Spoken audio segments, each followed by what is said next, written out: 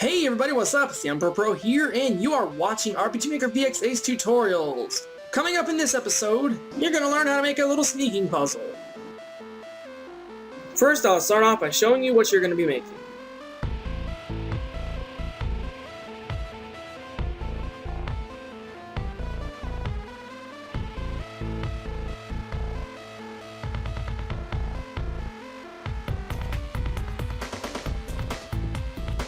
So before we get started, I would like to say that you do not need these events.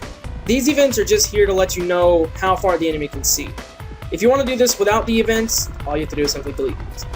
So another important thing to know is down here, where it says 8 and 16 for me, if you're on the events layer and you click an area, it tells you the X and then Y position of the area you have selected. This is extremely important for this tutorial. Alright, so let's go ahead and get started. First, you want to make a little guard. Well, in this case, I called him G1. Give him a graphic, make his move type custom, and click on Move Route.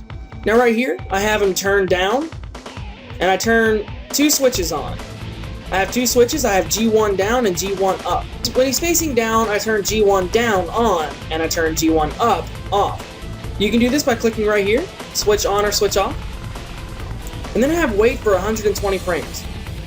Then he turns up. Right after that, I turn G1 up on, and then I turn G1 down off.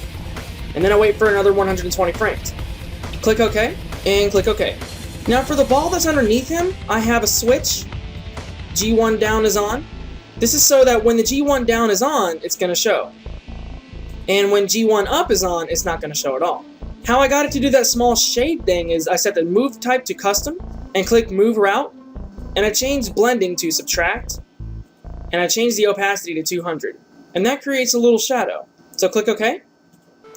And another very important thing I forgot to mention earlier is your guard and these events have to be the highest frequency, which is a 5.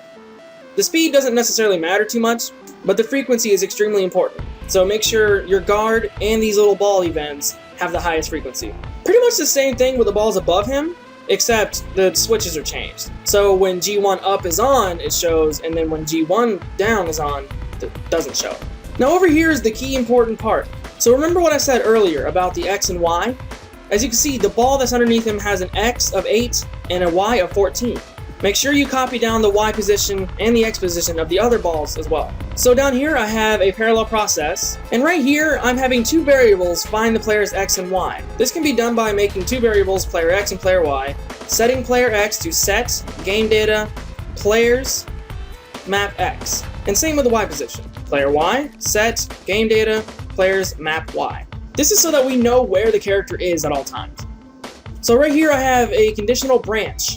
If the character G1, or in our case the guard, is facing down, make sure this box is checked, the set handling, and make sure you're on the third tab if you can't find it. And then another conditional branch right inside of that one.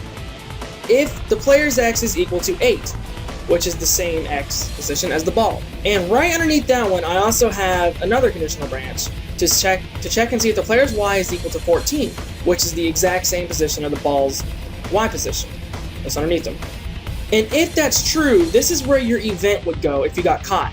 In my case, I just have a transfer player, so it transfers them back to the entrance. Now, underneath else, I have a conditional branch to check and see if his X is 8, and then I have a conditional branch to check and see if his Y is equal to 12. That's the position of the ball that's right above the guard. And like normal, I have my little teleport event, where in your case would be your being caught event. So underneath this one, I have another conditional branch to check the player's X is equal to 8, and then I also have a conditional branch to check and see if his Y is 11.